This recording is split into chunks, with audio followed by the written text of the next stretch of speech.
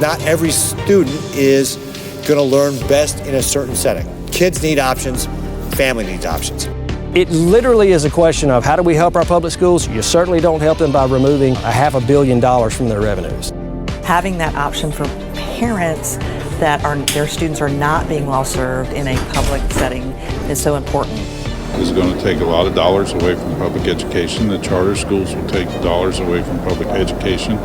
And our Constitution states that we will provide a free and thorough public education. The charter schools are outperforming the public schools. So when there's competition in the market, it forces people to do better. This is a Your Voice, Your Future Town Hall. Crisis in the Classroom. Thank you for joining us. I'm Armstrong Williams, your moderator, and welcome to our Crisis in the Classroom School Choice Panel. Public education came under increased scrutiny during the COVID-19 pandemic. Now parents nationwide are raising concerns over transparency, test scores, and curriculums. Along with that, an increased demand for school choice, which would allow parents to use their education tax dollars to send their children to schools that best fit their needs. Sinclair national correspondent Kayla Gaskins gets us started tonight with a look at some of the issues that have parents across the country demanding action. We will not sit idly by. Fiery comments at a school board meeting in St. Louis, taking aim at the public education system for failing Black children. I do not come in peace to people who hold no passion, no urgency, no care, and no love for Black folk. Education activist Chester Asher delivering a poetically arranged speech, calling a system where only 3% of students are proficient in math and 10% proficient in reading deadly. You applaud yourselves while allowing our schools to pile Black bodies on top of piles of Black bodies, because that is the result of an educational system that does not educate. Asher going so far as equating the failing schools to slave owners. National data shows 80% of students in St. Louis public schools are Black. A Project Baltimore analysis conducted earlier this year found 0 students were proficient in math in 23 of Baltimore County public schools. How is he supposed to be productive if he can't read? The public school system, the school board, and the mayor are facing a lawsuit for their poor education system. Leading the suit, this is what the fight is for. It's about his future. Prominent civil rights attorney Ben Crump calling the failing system there a pipeline to prison. Without education, a quality education, our children are already imprisoned. They just haven't slammed the jail cell door yet. In California, parents advocating to make high-quality education a constitutional right. According to the Kids First campaign, just 10% of Black kids in California can read at grade level. Advocates working to get the measure on the ballot this fall. As poor performance issues persist in public schools, families increasingly looking for alternatives. Enrollment in charter and private schools both on the rise, so is support for school choice. In Washington, I'm Kayla Gaskins. Now we have 4 panelists joining us, all well-versed in the hottest topics around the school choice. Corey DeAngelis is a school choice activist and senior fellow at the American Federation for Teachers and for Children. Angelo Marabito is a former U.S. Department of Education spokeswoman who now works for the Defense of Freedom Institute. Joining us remotely, Dr. Joshua Cowan. He's a professor of education policy at Michigan State University. And we were expecting Marissa Perez-Diaz with the Texas State's Board of Education to join us today, but you know how things happen. She had to cancel at the last minute. But fortunately, a colleague of hers, Stacy Childs, stepped in and agreed to be a part of this conversation tonight. She represents Houston's District 4 on the Texas State Board of Education. Thank you, Stacy. Let me start with you. Do you agree with the assertion that public schools are failing Black children disproportionately and it's akin to slave ownership? I think slave ownership is a stretch. I think public school teachers are doing the absolute best that they can. However, we have a lot of work to do. And nationally, I have to agree that public schools are largely failing Black students despite the efforts taken, and we need to do a lot more. But why? Because I think as a nation, we haven't taken the time to realize what Black students need to thrive and what Black students need to learn. Every student is different. If you don't take the time to understand what that student needs to be successful, how can they be successful if you don't understand them? Corey, what does your data tell you on this same question about Black kids all across America being disproportionately maligned and robbed through public education? Well, we have public schools that discriminate on the basis of zip code, where if you live in a certain neighborhood, you live in a certain area, you're assigned to a failing school that's not working for you. If you want to do something else, you either have to have enough money to pay out of pocket, to pay twice, once for the public school through the property tax system, then once again out of pocket for private school tuition and fees. If you want to go to a better public school, well, some families have actually gone to jail for lying about their addresses to get into better so-called quote-unquote public schools. If you really want to gain access to a better school, in some cases, you might even have to move houses. Just imagine if you didn't like your nearest grocery store or restaurant. In order to get better food that wasn't poisoned, you had to move houses to get to a better restaurant. That wouldn't make any sense. It creates a huge geographic monopoly in the market for education that exists today. We don't do this with anything else. We don't assign people to grocery stores. We don't assign people to healthcare providers, but we assign kids to schools that are failing them for decades and telling them if they want to way out, they got to pay twice or move houses. That's totally ridiculous. Angela, so does this tell us that in America, if you're socioeconomically disadvantaged and live in the wrong zip code, you pay a high price for the rest of your life? It does. In places where school choice opportunities just don't exist, a child's future is determined by his or her zip code. That's absolutely disgraceful. America's public schools aren't getting the job done. When fewer than 40% of high school seniors are testing proficient in reading, we know, that is an educational state of emergency. Stacey, you said it yourself, every child is different. The current system does not recognize that. School choice does, and it gives parents options to send their child to the school where he or she is going to learn best. Why do you, let me go to Josh. Why do you think this movement has gotten such traction in education? Is it something, has it to do more with parents? Does it have to do more with the education apparatus? What has changed? It's a really good question. When you've been doing this as long as I have, you sort of the rhetoric around some of the stuff, it really hasn't changed. But what has changed for sure is that in red state legislatures, activists have been very able to push some of these things through. I'm sitting here in Michigan where the latest sort of Betsy DeVos school voucher bill failed twice in the last 24 months. So it's not everywhere. It's mostly in red state legislatures. But I think it's important to talk about kind of some of the structural and financial inequalities that are still plaguing our public school system. And then to unpack all the different kinds of school choice options that may or may not be effective. For example, open enrollment, letting students move between districts is on the table, has been shown to be a relatively effective solution. Some charter schools in some places. But when we're talking about these kind of Betsy DeVos voucher schemes, the last 10 years in particular have shown that they're not the solution. In fact, that kids, as bad as some children might be doing in some of the public schools in some of the areas, they do a lot worse when they transfer to private schools using these vouchers. So each of these sort of different solutions to this larger problem, I think, need to be unpacked and separated and not talked about as if they're one collective solution.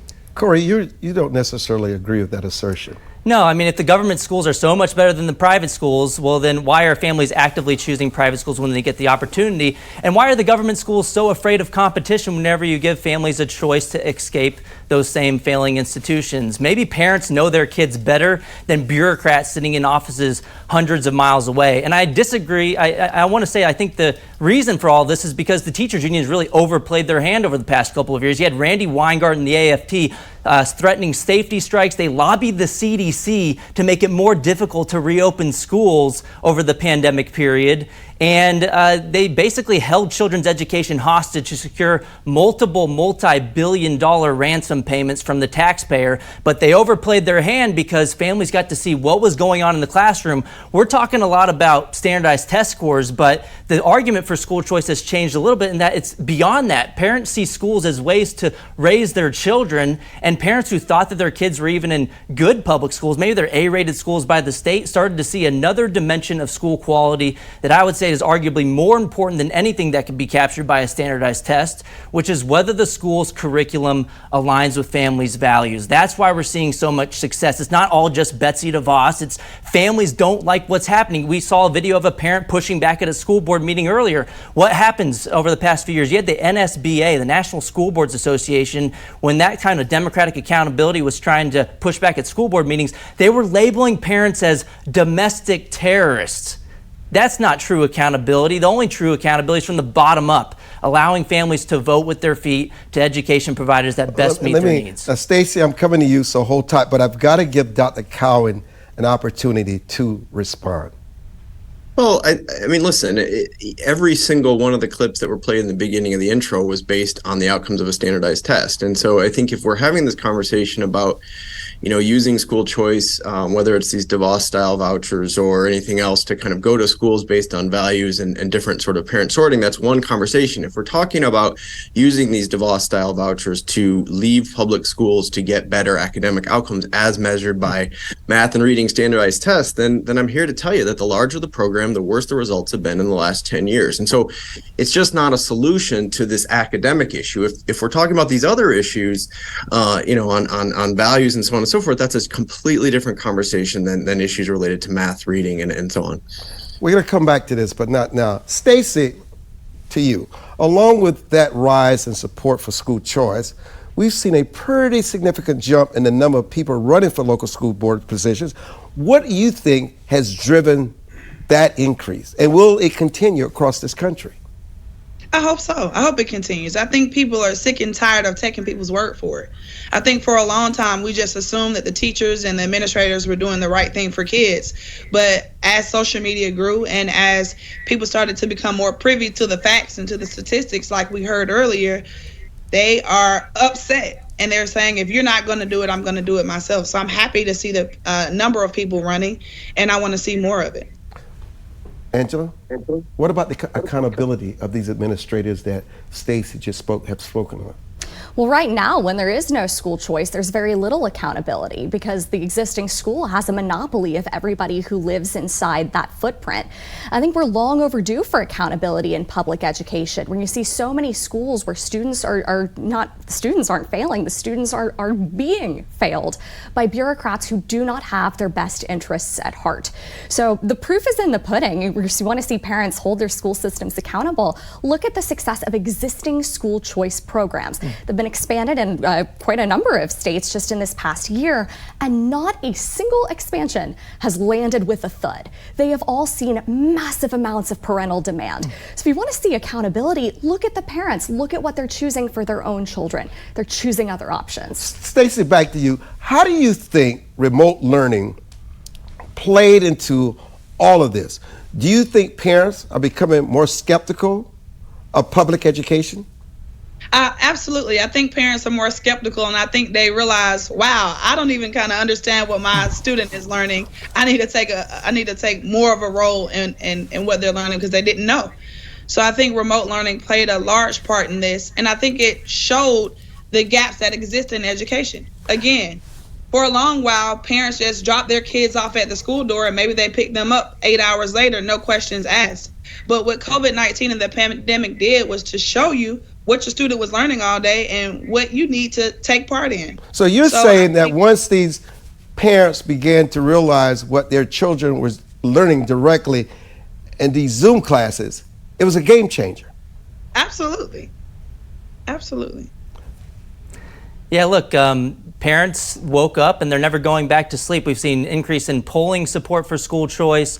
And I just got to mention that Josh said that the academic evidence is not positive. It actually is. If you look at the preponderance of the evidence, a majority of the random assignment studies find that if you get the funding to follow the child to a private institution of their choice, lo and behold, when parents get to choose and they know their kids better than anybody else, the academic performance tends to go up as well. And Josh has also admitted in recent interview that the competitive effect studies are positive too. School choice is a rising tide that lifts all boats. There are 29 studies on this topic. 26 of 29 studies find statistically significant positive effects of private school choice competition on the outcomes in the public schools as well. So this is a win-win solution for people who use the program, and then competition leads to better outcomes for the students who remain in the public schools too. We don't want to destroy public schools. We don't want to defund them. This actually also leads to higher per student funding in the public schools because it's typically only the state funding that follows the child. They get to keep the local and federal funding. So on a per student basis, we're already spending over $18,000 per student per year in government schools in America. It'll actually end up even higher mathematically. Now, Dr. Cowan, when we return from these messages, we're going to give you a chance to respond. So just hold your fire. We'll be back.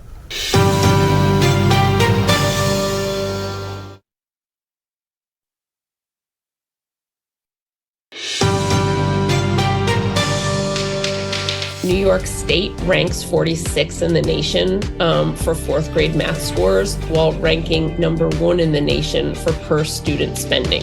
We are spending a colossal amount of money to get really, really bad results from our kids.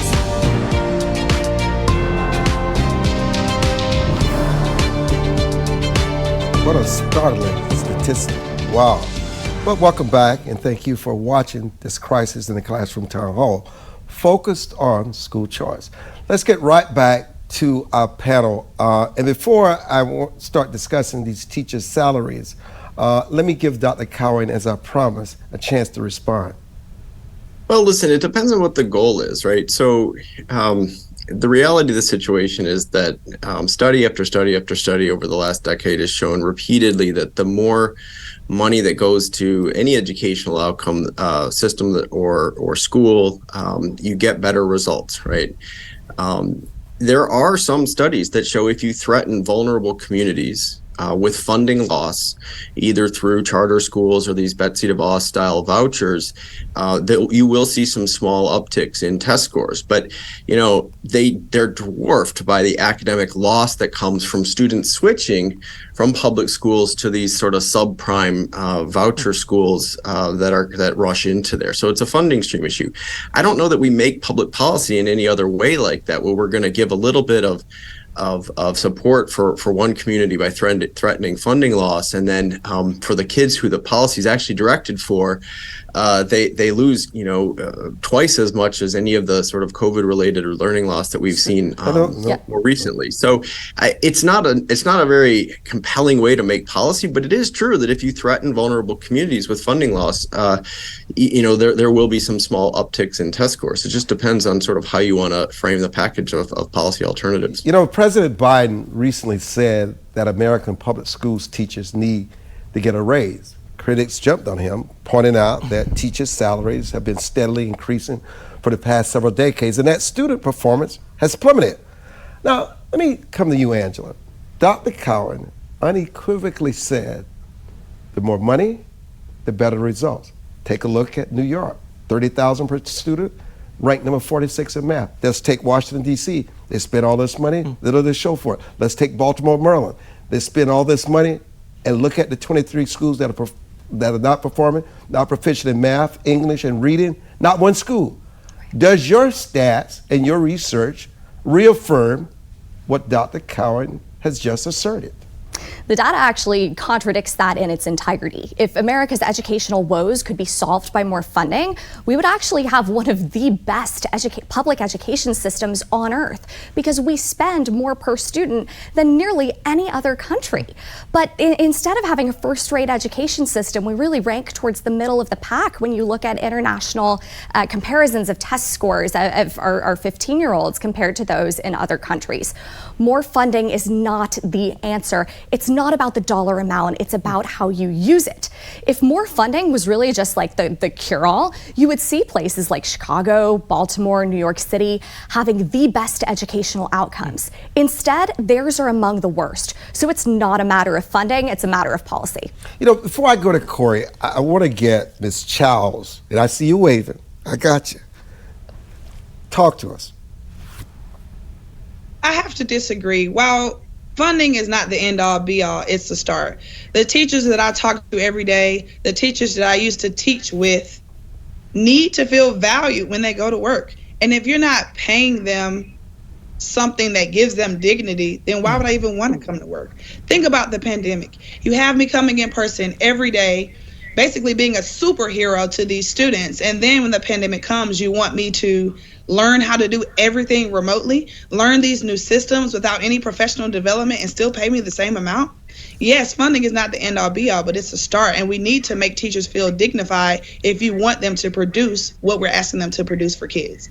But Corey, you believe that... Look, tell us what you believe. Yeah, look, throwing more money at the problem is not going to solve it. It's a definition of insanity, doing the same thing over and over again, expecting different results. I said earlier, we spend over $18,000 per student per year in the United States government school system. That number has increased 155% since 1970 after adjusting for inflation. But the money's there. It's just not making its way into the classroom because monopolies have no incentive to spend those additional dollars wisely. You need competition to get more money into the classroom instead of going towards administrative bloat and Randy Weingarten, who makes over $500,000 a year to trap kids or to fight to trap kids in failing government schools. Teacher salaries over the same period have only increased by about 8% in real terms.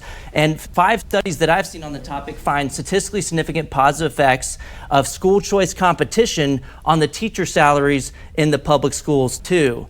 And look, Josh admitted earlier that the public school results actually improve in response to competition, and that's the main argument you hear from the other side against school choice, that this will dismantle or defund or destroy the public schools. Well, now we have both sides of the debate, it seems, agreeing on the point that competition leads to better outcomes. In state capitals and in news interviews, people aren't making the argument that giving families a choice is hurting their own kids. That seems to be like an elitist argument, implying that low-income families somehow don't know what's best for their own children. The thing is, they do. Let's give Stacy a chance to respond. Stacy? Sure. I'm sure you have a lot of footnotes and some sources that you can give me, but what I've heard and what I've seen is that when you pay teachers more, they actually enjoy going to work and they feel dignified to teach students. I mean, think about it. If I'm getting whooped by the amount of rigor that my job accounts for, and my classroom is overcrowded. I'm supposed to be teaching a class of, let's say, 18, and there are 35 or 36 students in the same classroom with all different learning abilities, with different issues. I have to handle all of that, and then I can't even pay my bills when the paycheck comes. Then why would I feel excited about meeting your standards? Why would I even want to? So I think while it's not the end all be all, as I said before, it is an absolute necessary start to pay teachers what they're worth. It's no reason that every teacher in America is not making over $100,000 a year. This is a profession, just like being a doctor, just like being a lawyer. Angela, how do you respond? I mean, listen, there are many teachers out who share her sentiments. Where's the balance? The balance is treating teachers like the professionals that they are, and that means rewarding the really great ones. Right now, where teacher unions have a lot of control, teachers get paid not on what they do in the classroom, but just how long they've been in the classroom. It does not reward good performance. It does not hold people accountable for poor performance, and it is students who ultimately pay the price. So just as competition benefits all schools, I believe that teachers should be held to really high standards and should be looked at as unique individuals, the same way we ought to be looking at students. Let's reward those great teachers. Let's make sure they make at least something decent compared to the nearly $500,000 a year that the teacher union boss Randy Weingarten makes.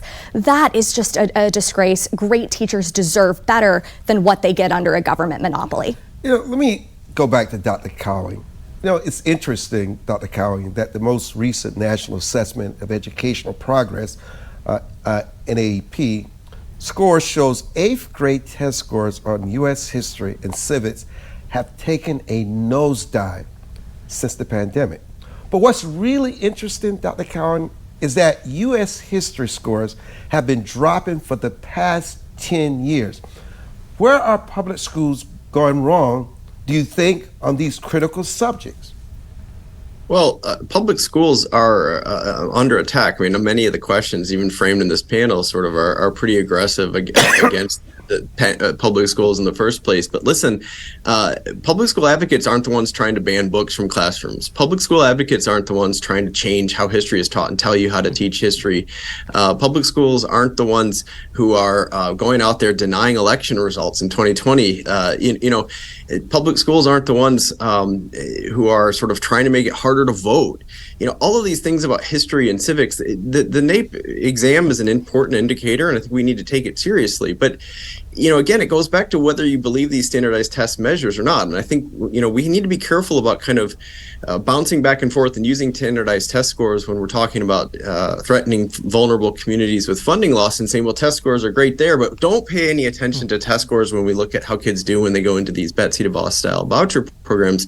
And same with NAEP. Like if we're going to sort of wring our hands about NAEP scores in history for the last 10 years and try to solve that by limiting what states can do and teach in the classroom. In Arkansas, for example, the same bill that passed these DeVos style vouchers just threatened schools from who wanted to teach AP African American history. I just declined to accept the idea that less information is a way to solve the problems that do exist, especially with COVID.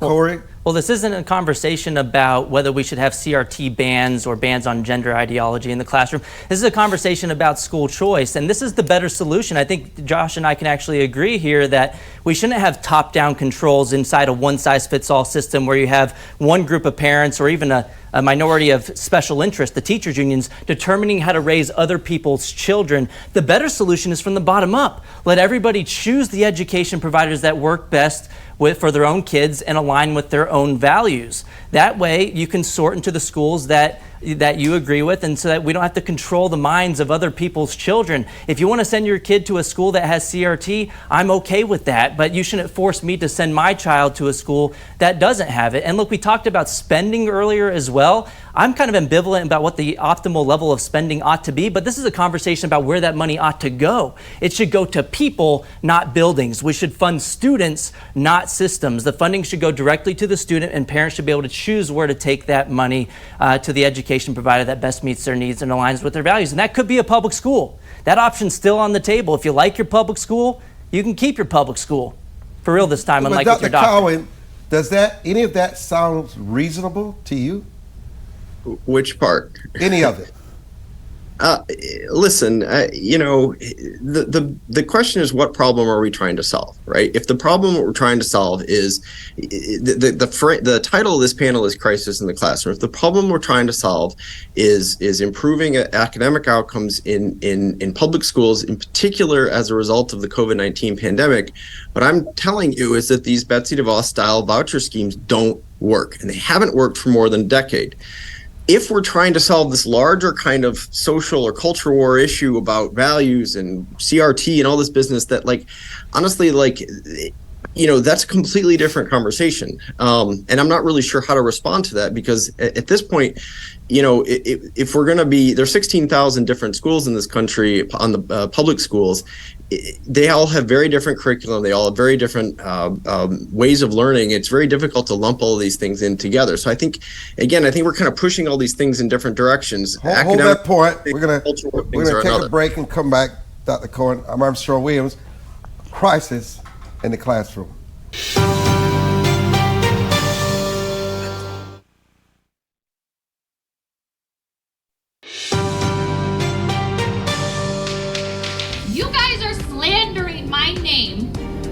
And pretending that these people have no brains to think for themselves because they don't want porn in the school.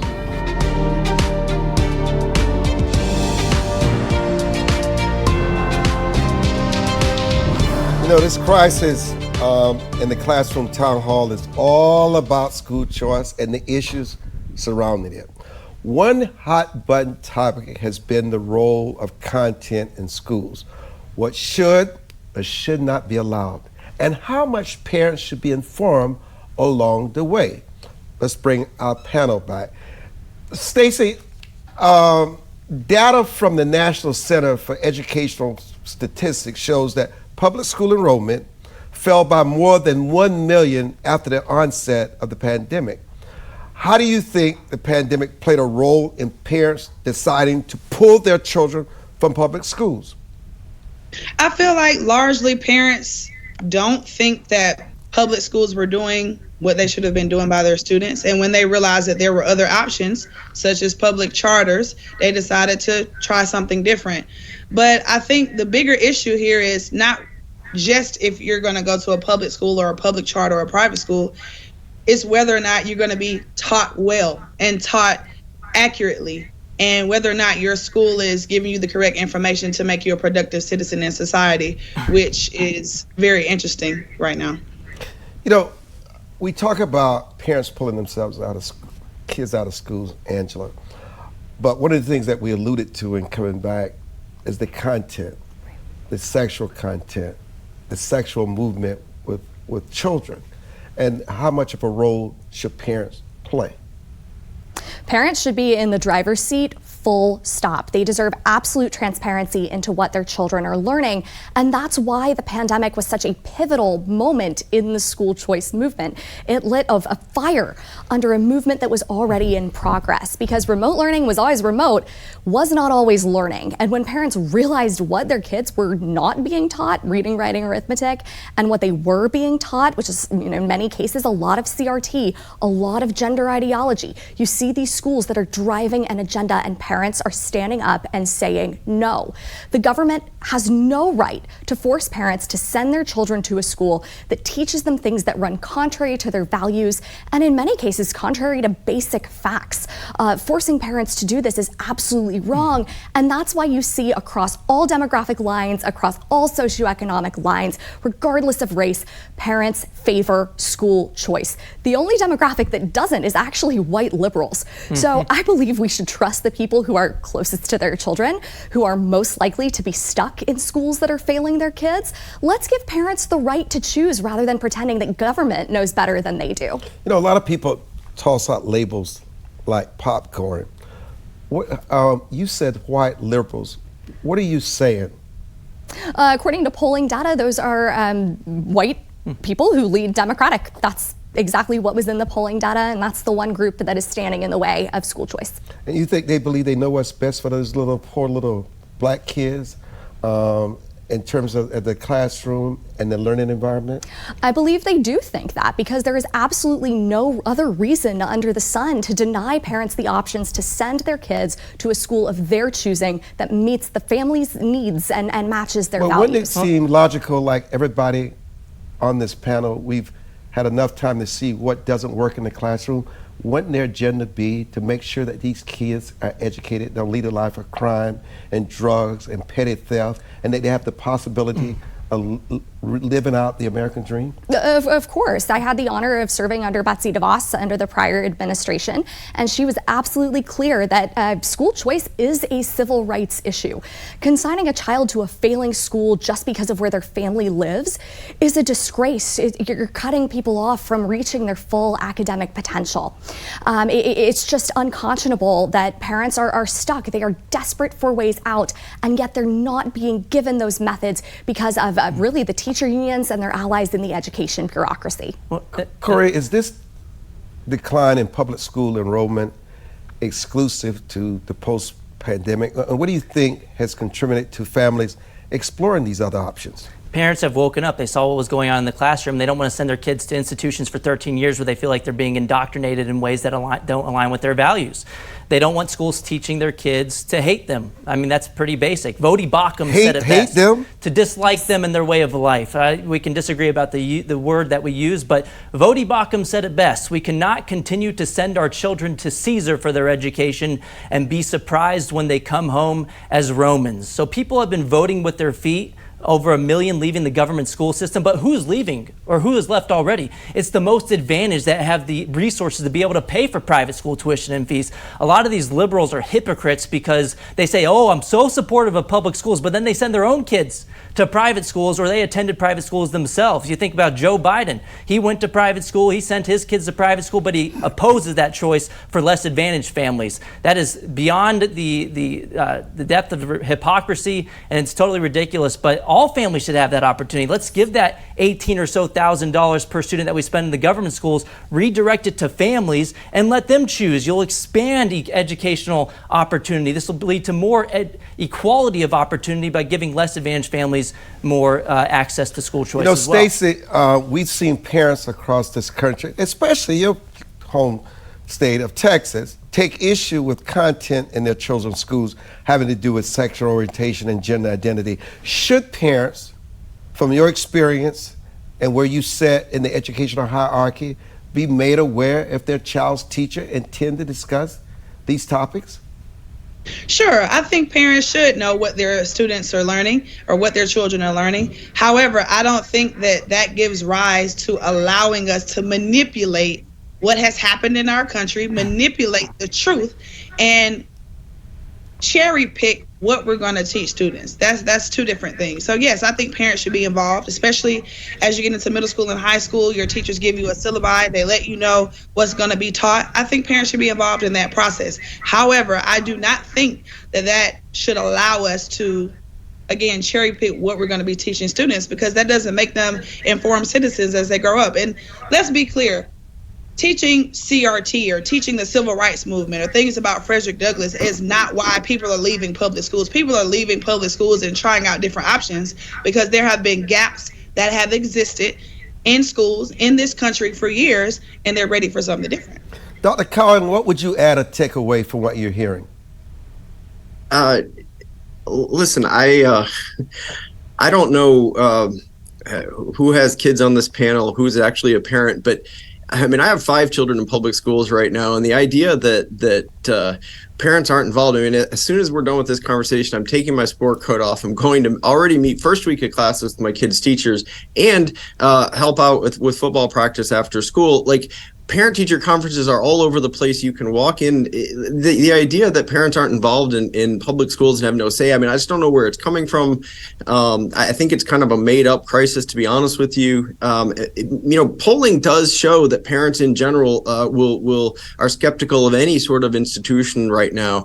But the same polling tells us that parents are really satisfied on average with their own public school, even if they might conceptually be displeased with the broader public school. So, like, I think we get really dangerous when we talk about what parents of any sort want, other than outside of our own home. And I guess I would just encourage everybody on this panel to sort of think about, your own experiences are going to be very different than what other folks say and do. And there are plenty of options. I get emails every week from the 4 schools my kids are in, asking about, come in, view the curriculum, volunteer in class, read books in class, and that happens in schools all across the country. So I'm not. I got to tell you this, Dr. Cohen. I felt the temperature rise in the studio when you made it out to be a made-up crisis. So let me give Corey a chance to respond to that fact. Yeah, do you have kids, Corey? Yeah, look, Josh, you're talking about experiences, right? You went to private school yourself. I'm glad that you had that opportunity, but other families should have that opportunity as well. And you shouldn't turn around after getting that opportunity, close the door behind you, and tell less advantaged families that, if they get a choice, that it's actually going to hurt their kids if they choose for their own families. They know better than you about what's best for their own children. They know better than bureaucrats sitting in offices hundreds of miles away. And to add to that, you were trying to say that families are super happy with their public schools. You look at the latest Gallup polling that finds a all-time low in support for the public education system. About 26% of the American public has confidence in the public school system. And if it's true, though, that people actually do like their public school, as I said earlier, if you like your public school, you can keep your public school. You shouldn't be so afraid of competition and allowing families to choose. Why would giving families a choice defund public schools if they're happy with those institutions? They keep getting the same money that they were getting before because they're funded based on enrollment counts. If everybody's going to stay there, fine. I'm ambivalent. I don't care if you choose a public or private school, but it shouldn't be up to you. It should be up to the parents of their own children.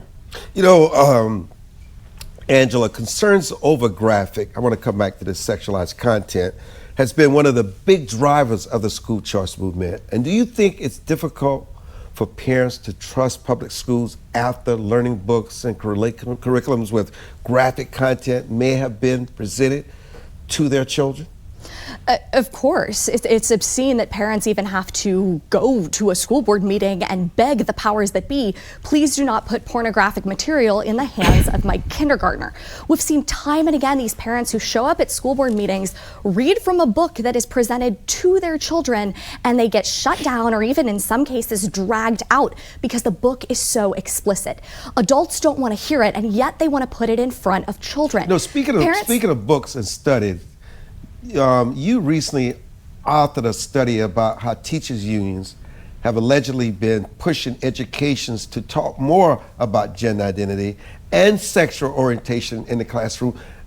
Based on what you say now, why do you think teachers' unions are fixated on these issues? It's because teacher unions think they own America's kids, and that's absolutely false. You see why parents are trying to leave the public school system in droves, why they are leaving in droves. Nobody should be forced to send their child to a place that is going to put explicit content or offensive content or content that teaches them to hate their parents in the hands of children. It's absolutely ridiculous. These teacher unions think that they can displace the role of parents in a child's life. So it is absolutely no surprise that parents don't like that very much. They want out.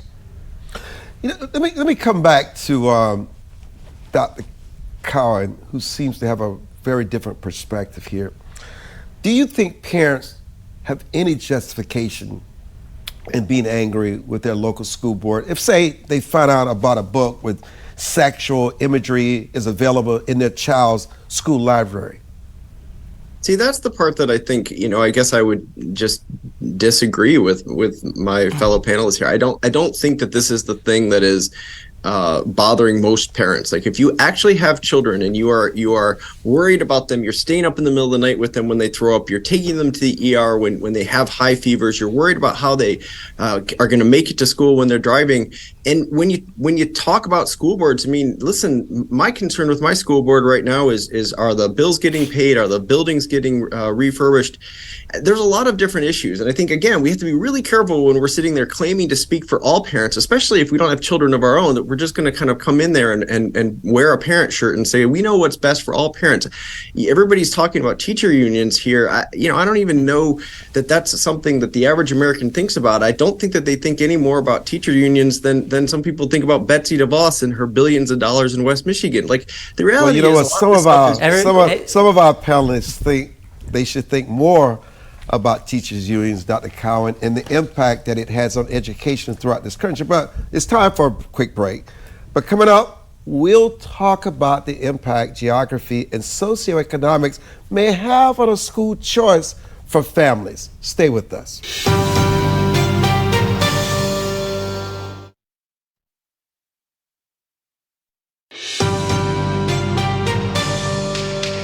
She said, I can't read.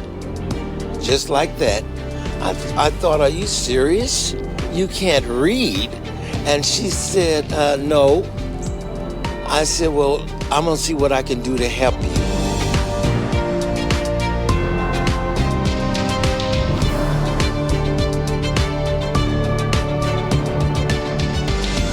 And welcome back to our closing segment. We're going to cover some important issues when it comes to school choice, including geography, socioeconomics, and overall access to education. Let's bring back our panel.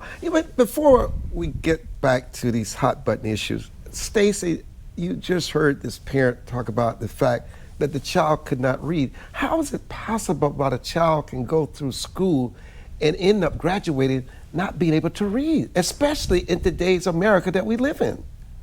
It's true. I used to teach fifth grade, and by fifth grade, you should be able to read, and a lot of my students did not know how to read at all once they got to my classroom. I think it's a lot of pressure put on public school teachers, a lot of pressure to be the best, to have certain test scores, and to move the kids along. And a lot of teachers, under the pressure, will do whatever they have to get a high rating and move on. So I absolutely have met some of my former students, and even now as an attorney, my clients that are 17, 18, 19 years old that can't read. Angelo, how do you respond? That is proof positive that our current education system is not working. And I would strongly disagree with the idea that getting students to read by the time they graduate high school is too much pressure to put on teachers. That's the most basic function of their job. They need to be given the resources that they need to make that happen. And we see the education bureaucracy is in some cases making that impossible.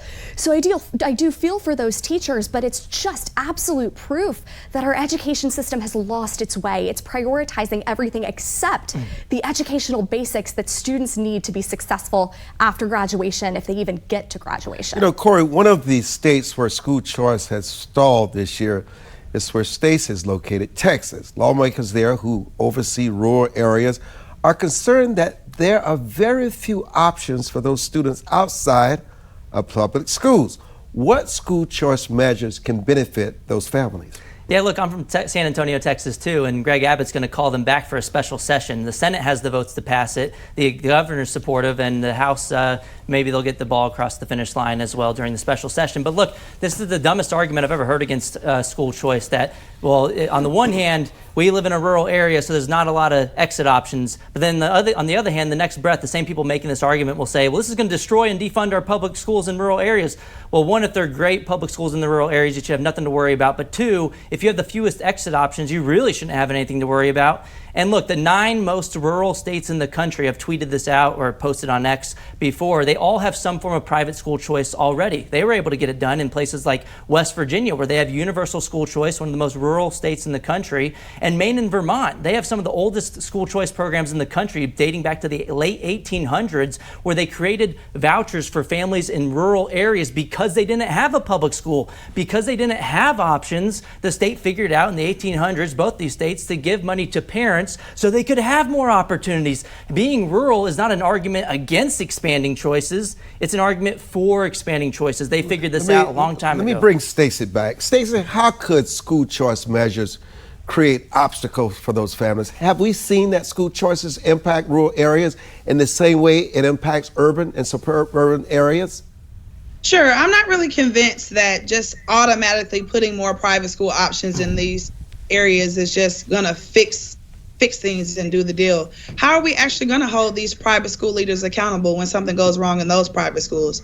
I think private schools is not just a magic wand and something's going to miraculously happen just because we have more options. I think teachers need to get paid more. I think we need to realize the gaps that lie in education, and we need to handle those gaps. I don't think putting private schools just in rural areas, urban areas, or anywhere is going to solve it, because we can't even hold those people accountable, and we're giving them tax dollars. Angelo? If you're looking at this as a debate just between public and private schools, I think you're taking way too narrow a view of school choice. Some of the best options, particularly for people in rural areas, are things like micro schools or things like home schools. And still, the same principle holds true. The money should follow the student. That's the whole point of school choice, is that what students need look different depending on who they are, where they live, and the needs of their families. So this is not entirely about public schools versus private schools. This is about the current educational status quo versus options for parents to even, in many cases, build the schooling option that makes the most sense for their own families. Stacey, is there anything that Angela just said that you could embrace and make sense to you? Sure. I think public charters is something that's becoming more popular, that I've seen work in certain areas, but I'm still not convinced that giving a parent or a family a check for a certain amount of money and saying, hey, you can go to a private school, you can go to any school you want, is just going to change things. I'm just not convinced. We've been on this panel maybe 45, 50 minutes, and I haven't heard anyone say, this is where this has worked, it's going to work everywhere else. But stop. Let me give them a chance to answer that. Tell us, Corey, where it has worked. Well, what about for higher education? Democrats tend to support funding students directly when it comes to Pell Grants or the GI Bill to go to a private school, even a religious university. You could take it to a public or community college if you want to. Democrats support Head Start or other pre-K programs where the funding goes directly to the family, and then they can choose different providers. But the question is, where has it worked? That's the question. It's worked in Florida. Look at the competitive effects studies in Florida. They have 10 out of the 11 studies find statistically significant positive effects on private school choice competition on the outcomes in the public schools. And Florida has rural areas too. They just put out a report out of Florida finding that since school choice has expanded over the past couple of decades in Florida, the number of private schools in rural areas has effectively doubled. So supply meets demand. If you put the money into the hands of the families, the providers will come into the market and respond to the needs of those families. And we've seen that happened in Florida. If it didn't, let's say that didn't happen in Texas, for example, and the public schools in the rural areas are so great, well, the worst case scenario is that you're left with those great public schools in the rural areas in Texas. You don't have to go to another option. If you like your public school, you can keep it. Is there an argument that it does not work? Absolutely. Listen, the last 10 years of research on these sort of Betsy DeVos school voucher schemes that we've been talking so much about today. Here's the good news. Here's the good news. We're out of time. This has been a fantastic discussion that will be continued all across the country. You guys have ignited something here. I'd like to thank our panelists for joining us for this hour and sharing their expertise. You can read more about school choice in a book I wrote with former United States Secretary of Housing and Urban Development, Dr. Ben Carson, and attorney Ben Crump, called Crisis in the Classroom. It's available to purchase in bookstores and online. And as we've seen in this discussion, there are multiple sides to this hot button issue. The conversation is not expected to slow down, and nor should it, as several 2024 presidential candidates are making it a focus of their campaigns, and that's a good thing. So as we continue to dive into our education system, we hope to continue to shine a light on what matters most to families nationwide. By working together, we can make sure all families have a voice. I'm Armstrong Williams. Thank you for watching.